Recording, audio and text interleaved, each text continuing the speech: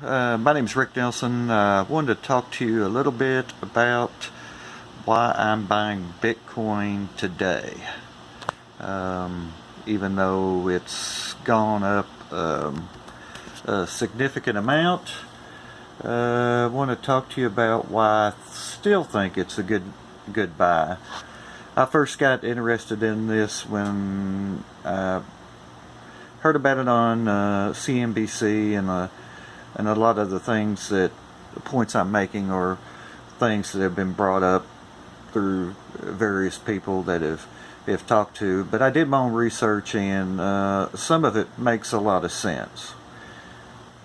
Now, my background is in banking, so it would seem that cryptocurrency like Bitcoin wouldn't make a lot of sense, but having been in banking, it makes incredible sense. Bitcoin and other cryptocurrencies are just simply faster, cheaper, easier to use. They're more secure, and in the case of Bitcoin, it's not really subject to inflation because there's a 21 million cap on the coin, so there can never be more than 21 million made, which is not very many. But the Bitcoin market right now, I looked at two different websites. Bitcoin has right now about a $72 billion market cap. The money supply I looked up first, I looked at 2013 was 10.5 trillion. Looked at another website, this Broad Money CIA Factbook totaled the world's money at $80.9 trillion. So my point being, a lot of people think that Bitcoin has gone up a tremendous amount, which it has, from $10 6 years ago to 4,300 today, and that's a big move. But the key with Bitcoin is the technology behind it. And the more I understood about the technology, I just became more and more impressed with it at all times. Let's talk about the current banking system and the way it works. The banking is an intermediary between two parties who want to exchange money or whatever. So Bitcoin, the way it works is there's no bank in between. It's peer-to-peer. So there's no middle person. So it's more private. It's very secure. They use coding technology that's almost impossible to intercept. Way more secure than a regular banking account. A couple of examples in banking. Think about the checking account. This is what kind of drove the point home with Bitcoin. With a checking account, you write somebody a check, you give them the check, your routing number's on there, your account number's on there. Basically, if you write me a check, I could go order some checks online and or copy them, and I have your banking account with a fake ID or whatever. Anyway, the old banking system, everybody knows your account number. With Bitcoin and cryptocurrency, it doesn't work that way. And there's a lot of YouTube videos out there that will probably explain this a lot better, how the blockchains work, and would do a much better job than what I could on it.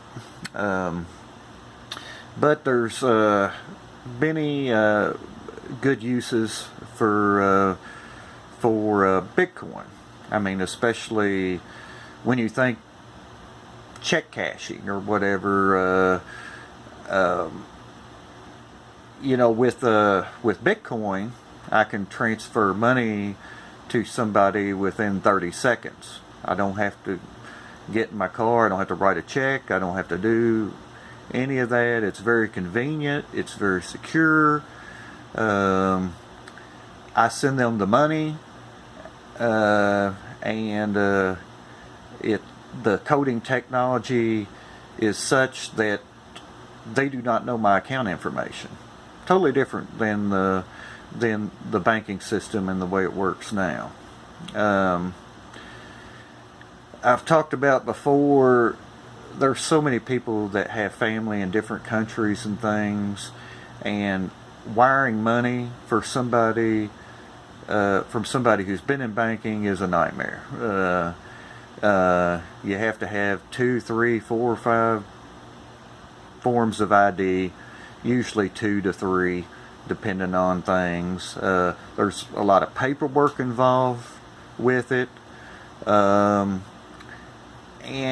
at best you might get the money in 2 hours.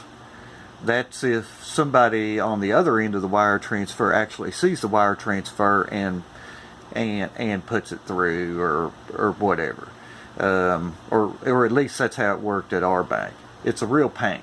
But if I had a friend that was in trouble, or for some reason needed money, and he was in a foreign country, as long as he has a phone or a computer, I can send him Bitcoin, which you can convert to many different currencies very easily. It's a much simpler process. Now, the current banking system has been around for many, many years, and in my opinion, it's way outdated. There's too many intermediaries. There's Visa, MasterCard, credit card processors. You've got so many pieces in there, which is why it's so inefficient, because everybody wants a piece of your money. When you buy something at the store, they charge the store 2% as a processing fee. So there's a lot of things that aren't very efficient about the way we move money around today. Another thing is, Bitcoin is not really accessible to third parties. And what I mean by that is, say somebody sues you, or and they get a judgment against you, and say you have $100,000 in your banking account. Well, when they do that judgment, they can authorize the bank to freeze that account and take that money from the system. Now, currently with Bitcoin, you cannot do that, because nobody knows your account information to where they could get access to it.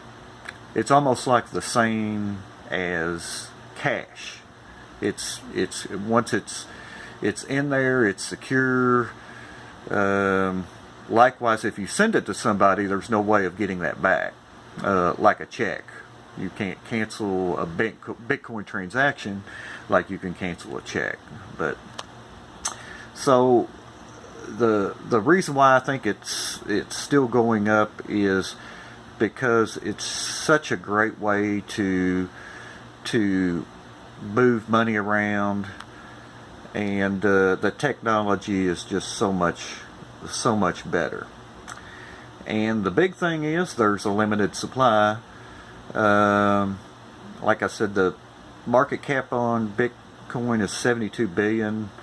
The money supply is 80 trillion worldwide, and Bitcoin is not an American thing. This is used all over the world. So 72 billion for a worldwide money supply is nothing. It's not even anywhere. If you look at 80 trillion, it's not anywhere near even 0.5% of the world's of money. So therefore, as the